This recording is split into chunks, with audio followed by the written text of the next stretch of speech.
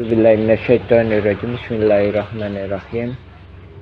Alhamdulillahilladzi khalaqas samawati wal arda, asyhadu an la ilaha illallah wa asyhadu anna Muhammadan abduhu rasuluhu. Allahumma shalli ala Muhammad wa ala Muhammad kama shallaita ala Ibrahim wa ala Ibrahim wa barik ala Muhammad wa ala Muhammad kama barakta ala Ibrahim wa ala Ibrahim fil alamin innaka Hamidum Majid. Amma ba'd. Alhamdulillah. Ini pada riwayat yang ketiga ya.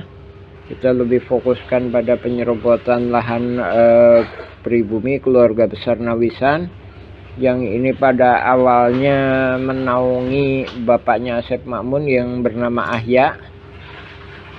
Nah, ini pada bagian pertama udah kami sampaikan ya, masalah ini surat yang dari BPN tahun 1983. Selanjutnya kemarin udah saya sampaikan ini ya. Nah, ini terus kayak kaitannya ini masalah penyerobotan lahan. Nah, ini kan jadi pada 1800-an kan Nawisan kan di sini. Ya, Nawisan di sini kan. Keluarga besar Nawisan itu di sini. Terus setelah Indonesia merdeka, ini dikuasai kembali oleh pribumi kan. Nah, habis itu 1956 ini secara ini kan di pribumi itu ditempat-tempatkan kan di sini untuk mengintensifkan lahan penggalian pasir yang di sini. Ini pabriknya Simongan, ya, pabriknya Simongan di sini.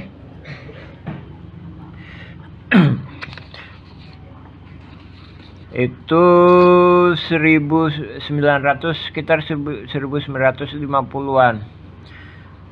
Beberapa tahun kemudian, sekitar 10 tahun 20 tahun kemudian, si pribumi ini kedatangan tamu atau mengundang tamu yang mana ikut serta menggali pasir yang bernama Ahya. Ini saya koreksi lagi ya, Ahya itu kakaknya dari Ada. Nah, Ahya itu bapaknya Asep Makmun atau mertuanya Didi Koswara. Jadi Ahya itu ikut serta menggali pasir, terus dikasih kerjaan itu, dikasih naungan di sini. Ya, dikasih naungan di sini. Sini ya kan. Nah, ini buktinya. AJB ini dikeluarkan oleh kelurahan.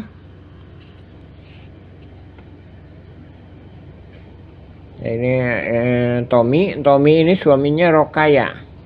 Jadi suaminya Rokaya itu pribuminya. Jadi Rokaya itu keluarga besar Nawisan. Rokaya itu anaknya Tama itu anaknya Neoko Hasim. Nah, Neoko itu anaknya Nawisan. Jadi keluarga besar Nawisan. Pada bagian pertama udah sedikit banyak kita udah jelaskan ya. Pada bagian ini kita lebih fokuskan pada penyerobotan lahan ini. Nah, di sini dituliskan bahwa MW Karta tanggal seginian, terus secara tertulis itu melakukan jual beli ke Tommy. Nah, terus korelasinya ini pihak mafia tanah, oknum masyarakat dan oknum tokoh masyarakat, tokoh agama, juga oknum warga ini melakukan, istilahnya dibantu oleh pihak-pihak aparatur dan juga oligarki, diduga kuat Iwan Surjadi dan PT Batu Nunggal Nah, ini melakukan penyerobotan di sini. Jadi ini lahannya Tommy yang saat ini itu ahli warisnya itu almarhum Isoma kan putrinya, terus selanjutnya anak-anaknya Wisoma sama Jenal, itu kan. Tapi pada kenyataannya ini dilakukan penyerobotan. Nah, sini ini serobotan, ini serobot. Jadi ini kemarin udah saya sampaikan oleh penyerobotan lahan-lahan, terus kemudian itu di sini. Oke. Dan ini pun berlanjut ke sini. Terus apa korelasinya dengan sidang gugatan ahli waris Muller FS Dagolos? Nah, dari sini ini diatasnamakan Didi Koswara. Nah, dari Didi Koswara itu entar diberikan peranan oleh jaringan mafia tanah ini sebagai tokoh pribumi, gitu, tokoh tuan tanah pribumi. Jadi seolah-olah Didi Koswara itu tadi punya sertifikat ini, ya kan? Padahal nyerobot kan? Padahal ini punya Tommy yang anak turunannya Wis, habis itu anak turunannya putra putrinya Wis sama Jenal, misalkan Lukman. Nah, terus nyerobot lagi di sini. Nah, ini di atas namakan Ismail Tanjung sama Didi Koswara. Jadi titik poinnya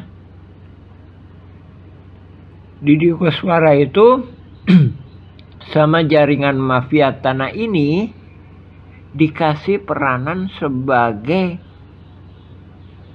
seolah-olah tokoh pribumi tuan tanah gitu, yang ntar diskenariokan akan digugat. Nah ini, nah habis itu ya kan, jadi ini saya sambungkan korelasinya ya. Dibuatkan PBB seluas 15.000 meter. Dibuatkan PBB seluas 15.000 meter. Nah, dari situlah PBB yang seolah-olah 15.000 meter ini dikuasakan ke Asep Makmun, habis itu ke Dedi Muhammad Saad. Ya. Jadi korelasinya itu tadi ya. Korelasinya penyerobotan lahan ini untuk memberikan gambaran kepada masyarakat banyak untuk skenario mafia tanah saling gugat di konflik Dagolos ini. Memberikan gambaran bahwa Didi Koswara itu tuan tanah pribumi. Makanya dalam pembelaan silakan cek berkas di pengadilan negeri, pengadilan tinggi, kasasi atau peninjauan kembali. Itu disebutkan bahwa tergugat pertama Didi Koswara itu paling lama, seolah-olah. Padahal ini kan akadnya itu tadi. Jadi riwayatnya Didi Koswara itu kan numpang di mertuanya kan. Ya kan? Sementara mertuanya sendiri itu juga numpang. Jadi akadnya bukan pemilik. Jadi kesepakatannya itu bukan pemilik, tapi numpang di sini. Ya kan? Nah, adapun ini juga pernah kami sampaikan ya. Jadi ini begitu ini aja udah nggak terima ini Nah, ini lahan Asep Makmun. Ada lahan Asep Makmun sekitar sekitar 200-an meter ini. Sekitar 200, lebih kurang 200 meter lah. Ini udah didaftarkan di ini ya. Nah, dari situ kaitannya kemarin yang surat dari BPN itu tadi. Jadi pihak oknum warga, oknum tokoh masyarakat, oknum tokoh agama ini ntar kemudian hari diajak kerjasama ya ini tadi mengituin lahan yang sekian luas ini ya, ini ya. Dan itu dimulai pencitraan, membuat tokoh pribumi tuan tanah. Jadi warga Dago Los RW 2 yang notabene pendatang kan nggak paham siapa. Kan pahamnya itu dia punya sertifikat di sini, padahal kan nyerobot. Jadi padahal kan nyerobot, punya sertifikat di sini. Terus punya PBB. Ini. Nah, ini dalam pembelaan di pengadilan negeri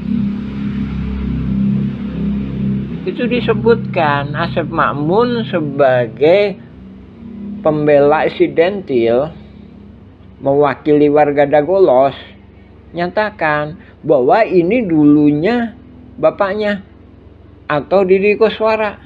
Nah, ini yang dimaksudnya ini. Nah, ini yang kami sampaikan. Warga kampung Cirapuan dan pemerintah dirugikan mulai dari 100 miliatan. Karena ini disembunyikan. Padahal ini nggak dipegang. Apa ya maksudnya gimana nggak dipegang? Jadi PBB memang bukan merupakan surat tanah. Akan tetapi ini oleh jaringan mafia tanah ini digunakan sebagai jaminan, seolah-olah jaminan transaksi lah ya. Ini nggak dipegang maksudnya udah ke sini. Nah, ini kayak kaitannya, ini korelasinya dengan pihak-pihak tertentu. Adapun yang diduga kuat oligarkinya Iwan Surjadi. Nah, itu tahun 2008 kan aktif kembali. Nah, ini korelasinya bahwa dugaan kuat pihak tergugat sama penggugat pun kerjasama, ya kan? Jadi waktu Iwan Surjadi kesini yang diwakili oleh pengacara timnya Bob Nainggolan yang beralamat Jalan Sumatera, itu tahun 2008. Coba periksa ini aktivitas pihak tergugat ya. Sementara 2008 pun aktivitas pihak penggugat pun ada. Coba periksa berkas pengadilan negeri dan berkas pengadilan tinggi atau mahkamah atau kasasi. Sama kan? Itu aktif sampai 2014, 2015.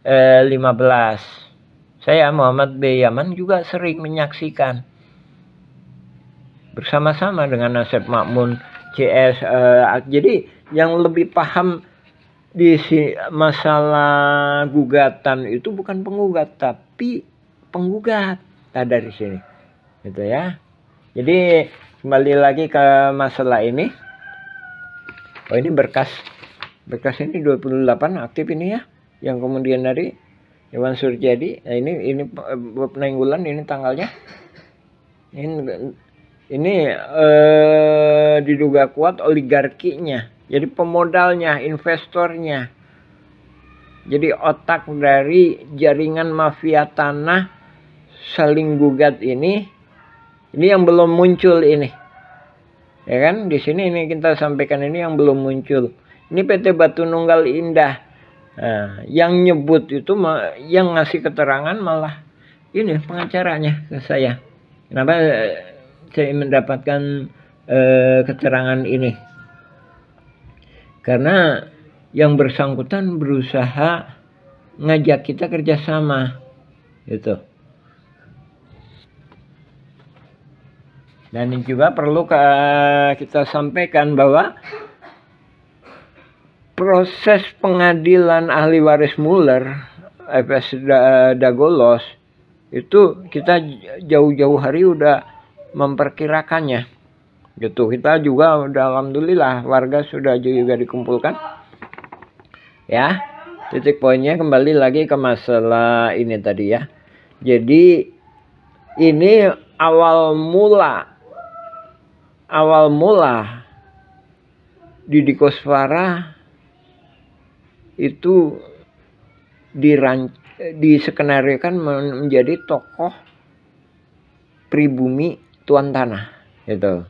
Yang kemudian korelasinya sama gugatan ahli waris Muller F.S. Dagolos, Didi Koswara ini kemudian seolah-olah pihak yang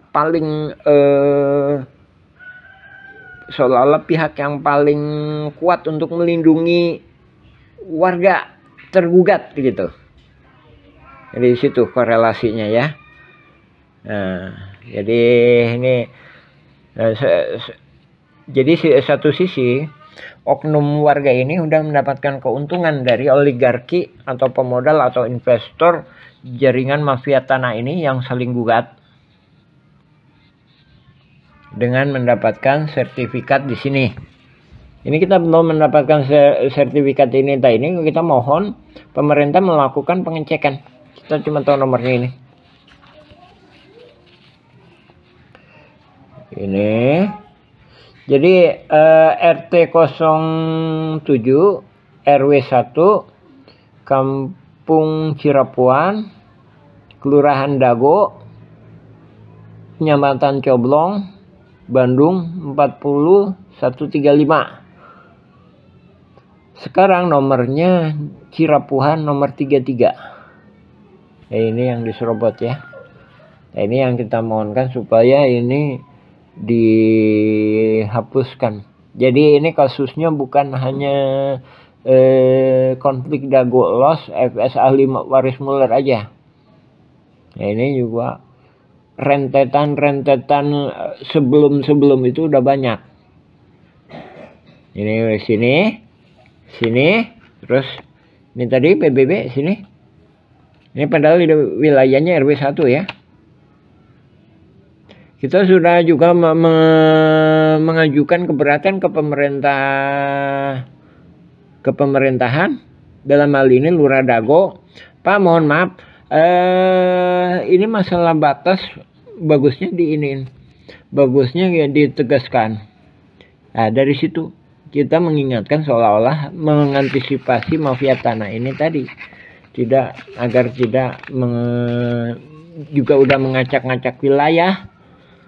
Dan untuk kepentingan ini juga yang bersangkutan mengacak-ngacak wilayah ini.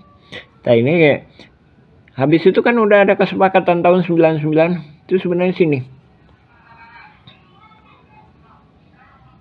Nah sebelum tahun 1999 itu batasnya sini. Nih ini.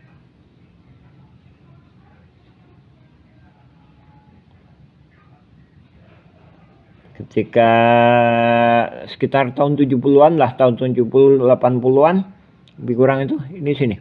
Jadi ini RW 1.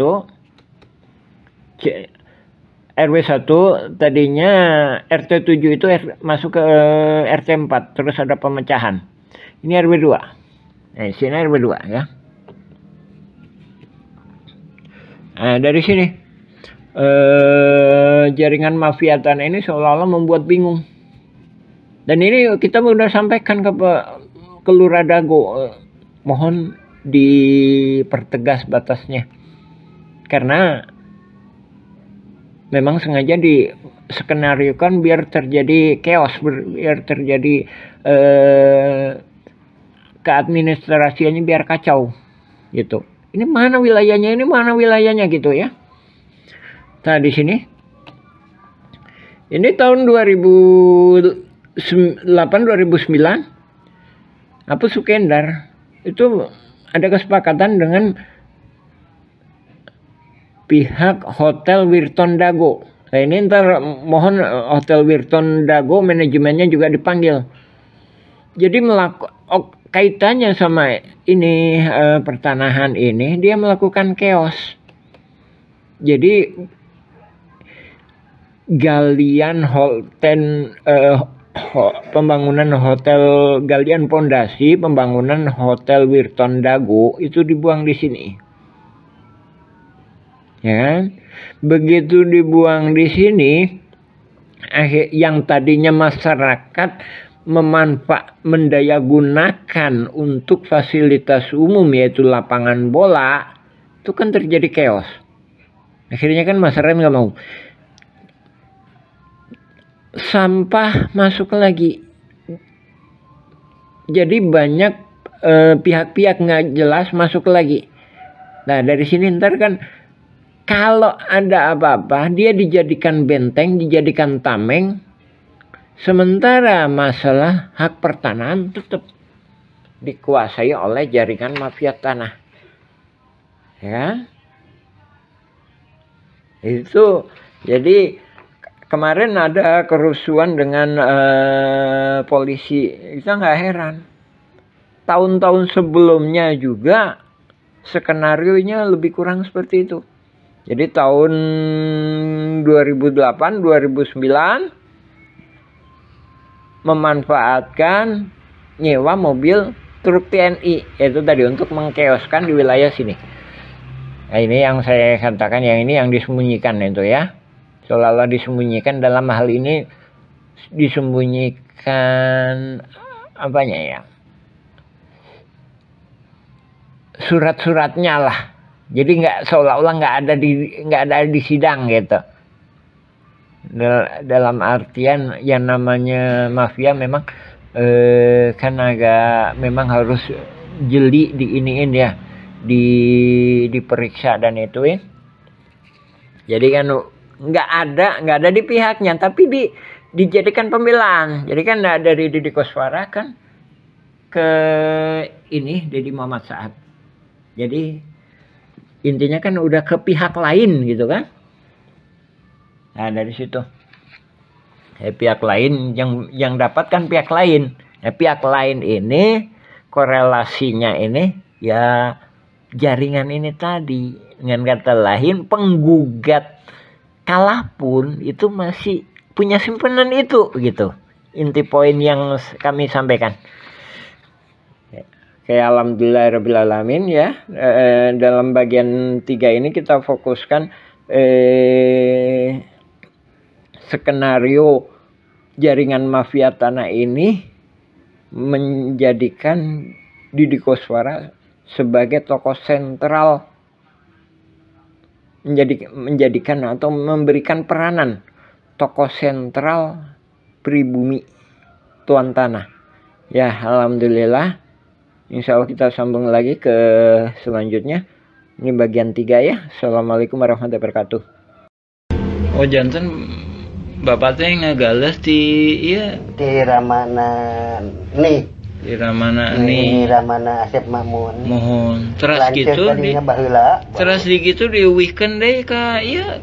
Teu urang we garapan mah di dinya aya. Mohon. Teu diuwihkeun. Maksudna teh di tilas galian dititipkan gitu. Iya, dititipkan aja ku diarurus ku Didi gitu. Mohon naik kemarin teh si dia ku iya dijual ku Surjadi.